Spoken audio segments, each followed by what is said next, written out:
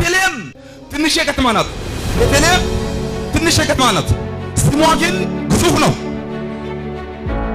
ትንሽ ከተማ ናት። ስሟ ግን የእግዚአብሔር ቤት ወይም እግዚአብሔር የሚያወራበት ክልል ወይም እግዚአብሔር ፊት ለፊት የሚታይበት ክልል። እግዚአብሔር ፊት ለፊት አየው ብሎ ቦታውን ቤቴል አለው ይላል ያዕቆብ። ቤቴል ብሎ ሰይም ይላል። እግዚአብሔር የሚገኝበት የእግዚአብሔር ቤት፣ የእግዚአብሔር መገኛ።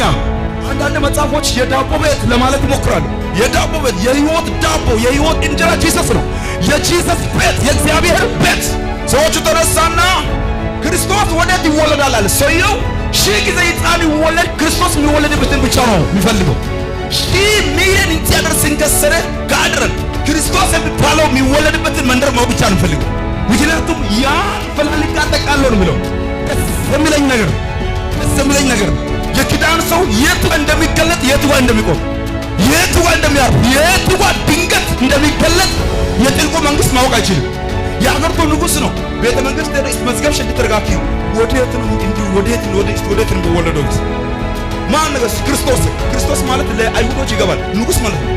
ወዴት ነው የሚወለደው ብለው ጠየቁ። ምክንያቱም ንጉስ ሊወለድ የሚገባው ስፍራ አለ ብለው ስለሚያስቡ ስፍራውን ተቆጣጥረዋል። እዚህ ኢየሩሳሌም ከተማ ላይ ሊወለድ ይችላል ብለው ስለሚያስቡ የእስራኤል ዋና ከተማ ተቆጣጥረዋል። ወራር ተገዝቦሻ ዞሮ ታች ገባ። የጥልቁ መንግስት የዘንዶው መንፈስ፣ የሐሰተኛው የአውሮ መንፈስ በኃይል የሚሰራባቸው ሰዎች በጣም የሚስቱት ሲተት እግዚአብሔርን በአንድ ዋይል የሚጠብቁ ወገር ቆይና ሳቢ አዶን ምሽ ይላል ወደ ውጭ አፍከን። እሱ ብቻ አይደለም፣ የኢየሩሳሌም ካህናት ጭምር ደነገጡ ይላል። ካህናቶች የደነገጡበት እዚህ ከተማ ውስጥ ቢወለድ ብሎ ተጠብቁት። ሰውየው እዛ ቤተልሔም ገባ።